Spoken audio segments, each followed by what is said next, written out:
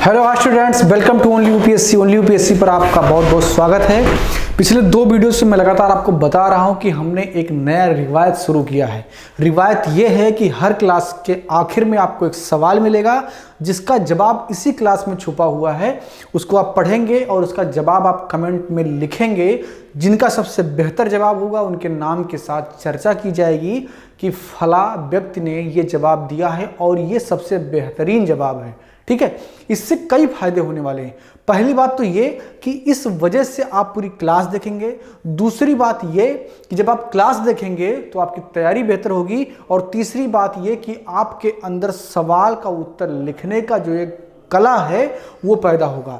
UPSC में हर सवाल को 150 शब्दों में लिखना होता है, यानी कि बिलो द 150 वर्ड, यानी कि 150 वर्ड के नीचे आपको लिखना, उससे ऊपर नहीं लिखना होता है। तो कई बार होता क्या है कि आप क्वेश्चन का आंसर जानते हुए भी नहीं लिख पाते हैं क्योंकि आपका वर्ड लिमिट बहुत ज्यादा हो जाता है। अपनी चीजों को सटीकता से कहना, इससे आप सीख पाएंगे। एग्जाम्पल के लिए बताता हूं, जैसे मान लीजिए मैंने आपसे पूछा कि धर्मनिरपेक्षता को 3 लाइन में समझाइए और इंटरव्यू में से सवाल पूछ लिए जाते हैं।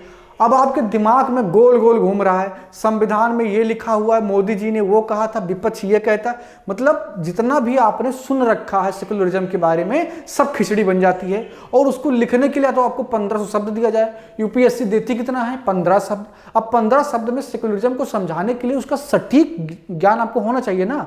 तो ये एबिलिटी आएगी कैसी? ये एबिलिटी आएगी जब आप छोटे छोटे सवालों के जवाब लिखेंगे। ठीक है ना। तो इस जो ये रिवायत हमने शुरू की है, इसका फायदा आपको यही मिलने वाला है कि आप 2 लाइन में उत्तर लिखना सीख जाएंगे। क्योंकि जो इंट्रो होता है, किसी सवाल का जो इंट्रो होता है उसमें आपको 2 से 3 लाइन ही लिखने होते हैं। और ये अगर आपका अच्छा होगा, कहते हैं ना कि अगर पहला इंप्रेशन अच्छा हो गया तो सब कुछ बेहतर हो जाता है। किसी कॉपी चेक करने वाले ने आपका इंट्रो पढ़ लिया और वो अच्छा लग गया, डेफिनेटली आपको अच्छा नंबर देगा वो। तो ये क्वालिटी अपने आप में आपको इंप्रूव करना है। यूपीएससी क्रैक करना है तो मेंस को भी तो दिमाग में रख के चलना है। ठीक है, आइए क्लास की शुरुआत करते हैं। चाइना टाइप क्लाइमेट, शीतोष्ण मरुस्थलीय जलवायु और ब्रिटिश टाइप क्लाइमेट यानी कि ब्रिटिश जलवायु। ब्रिटिश टाइप जलवायु को हमें समझना है। ये 3 जलवायु इस क्लास में हम समझेंगे।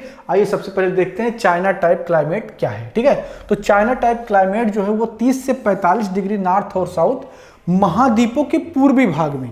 ठीक है, कहाँ? महाद्वीपों के पूर्वी भाग में। अधिकतम तापमान यहाँ पर 25 डिग्री सेंटीग्रेड तक जाता है और न्यूनतम तापमान जो है वो आपका 12 से 13 डिग्री सेंटीग्रेड तक जाता है। ठीक है ना। और जो डिफरेंस होगा वो कितना हो जाएगा? 12 से 13 डिग्री सेंटीग्रेड का डिफरेंस होता है। रेनफॉल यानी कि वर्षा यहाँ पर 100 सेंटीमीटर के आसपास होती है और मोस्ट ऑफ द रेन ग्रीष्म ऋतु में यानी कि समर के जो है मौसम में होती है। तो यह है आपका चाइना क्लाइमेट। चाइना क्लाइमेट का मतलब, इसको चाइना क्लाइमेट का नाम इसलिए दिया गया है क्योंकि चाइना के एक भाग जो है को सबसे ज़्यादा ये जलवायु प्रभावित करती है। ठीक है, इसलिए इसको चाइना क्लाइमेट का नाम दिया गया है। शीतोष्ण मरुस्थलीय जलवायु क्या है इसको आप समझ लीजिए। तो शीतोष्ण मरुस्थलीय जलवायु जो है ये 30 से 45 डिग्री नॉर्थ और साउथ यानी कि नॉर्दर्न हेमिस्फीयर और सदर्न हेमिस्फीयर दोनों में पाया जाता है। और ये महाद्वीपों के आंतरिक भाग में पाया जाता है। यह भी एक कारण है कि ये मरुस्थल है।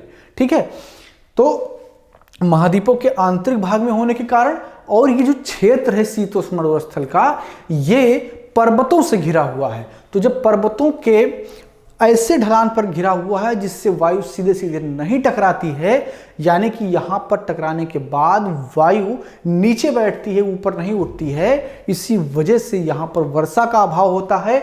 और देख सकते हैं कि आप जो रेनफॉल यहां पर है वो कितना है?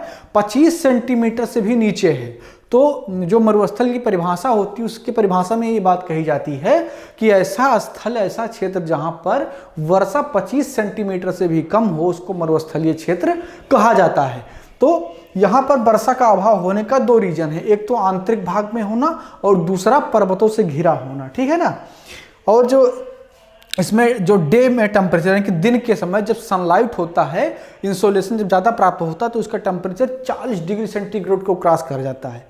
40 डिग्री सेंटीग्रेड बहुत ज़्यादा तापमान होगा। 30 के बाद में इंसान बर्दाश्त करने से जो है बर्दाश्त नहीं कर पाता, परेशान होने लगता है। ठीक है, जो सबसे बेहतरीन टेम्परेचर होता है मानव स्वास्थ्य के लिए वो 24 से 25 डिग्री सेंटीग्रेड होता है। उससे ऊपर जाने पर उसको गर्मी महसूस होने लगती है। ठीक है, तो इसका जो डे में टेम्परेचर है वो 40 डिग्री सेंटीग्रेड और रात में आप देख सकते हैं लगभग 0 हो जाता है या 0 के नीचे। तो तापांतर कितना ज़्यादा है ये देखिए, यानी कि दिन में इतना गर्मी कि बर्दाश्त नहीं हो रहा है और रात में इतनी ठंडी कि एकदम हड्डी जाम कर दे। तो इस तरीके से होता है मरुस्थल, ठीक है।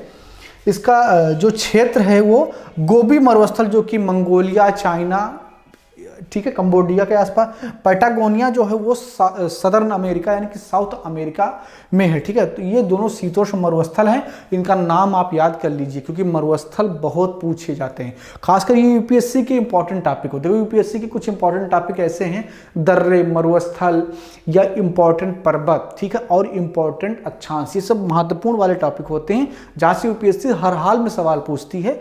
तो इसको आप जरूर दिमाग में रखें, याद रखें, कैटेगरी बनाकर याद रखा कीजिए क्योंकि मरुस्थल उष्ण भी होते हैं, शीतोष्ण भी होते हैं, ठीक है।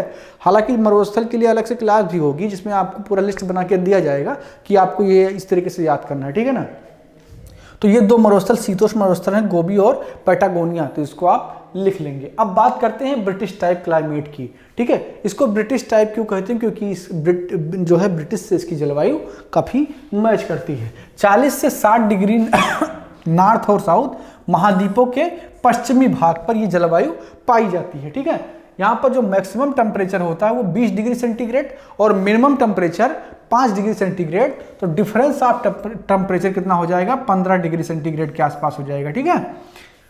इस पर समुद्र का गहरा प्रभाव होता है। इसका मतलब क्या है, इसका मतलब यह है कि ये जिस क्षेत्र में होता है यह जलवायु, उसके आसपास गर्म समुद्री जलधाराओं की उपस्थिति है।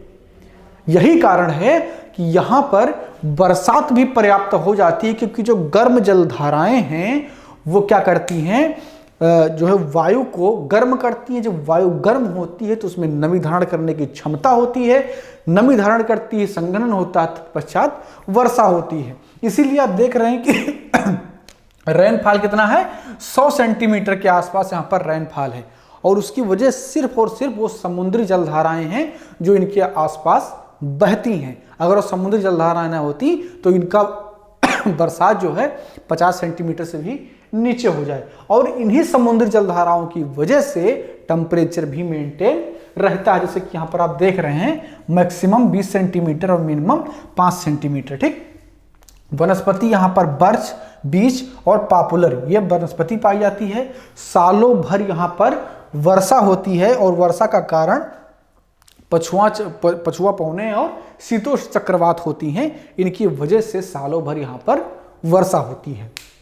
तो ये आपने तीनों जलवायु को समझा। अभी और कई जलवायु को समझना है जो अगली क्लास में हम डेफिनेटली कंप्लीट कर लेंगे। अब इस क्लास में जो सवाल है उसको भी आपको नोट करना है जिसका जवाब आपको लिखना है, ठीक है। चलिए पहले इसको मिटा देता हूँ फिर मैं सवाल लिखता हूँ। बाकी एक आध जानकारी आपके लिए ये है कि करंट अफेयर्स के लिए जो परेशान हो रहे हैं उनकी उस दुविधा का, उस परेशानी का हल ओनली यूपीएससी की टीम ने निकाल लिया है। यानी कि आपको मैगजीन जनवरी के पहले हफ्ते में हम देने जा रहे हैं, वो भी मुफ्त में, यानी कि कोई पैसा आपसे नहीं लेंगे, ठीक है। और उसको कैसे रीड करना है, कैसे पढ़ना है, क्या समझना, उसमें आपके लिए क्या होगा, वो सारी चीज़ें भी आपको साथ में बता दी जाएंगी, ठीक है। तो आइए सवाल समझते हैं।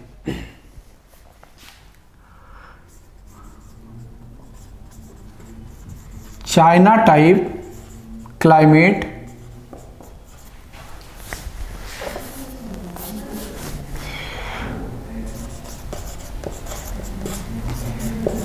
पृथ्वी पर किन अक्षांशों के बीच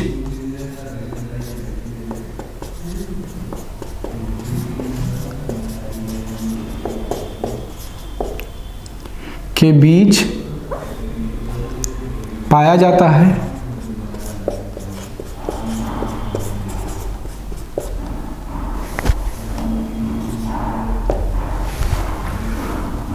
इनका क्षेत्र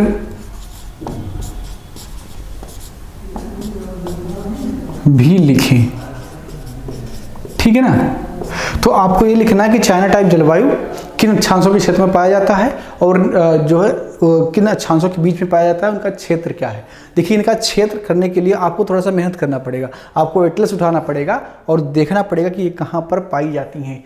ये मैं जानबूझ करके स्ट्रेटजी अपना रहा हूँ कि थोड़ा सा मैं छोड़ देता हूँ आपके लिए, कि थोड़ा सा इसी की वजह से आप मेहनत करेंगे। आप देखेंगे एटलस खोल के, अच्छा यहाँ से यहाँ तक चाइना टाइप जलवायु है, तो कौन कौन से क्षेत्र होंगे दुनिया के जहाँ पर जलवायु पाई जाएगी। ये क्यूरोसिटी आपके दिमाग में पैदा होगी।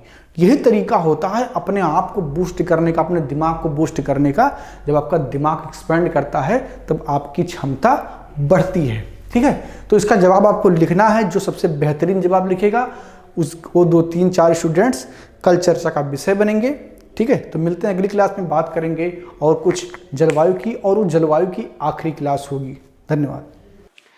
बहुत जल्द आ रही है ओनली न्यूज ग्रुप की news magazine the news ocean, जहां आपको मिलेगी हर खबर सच की तह तक।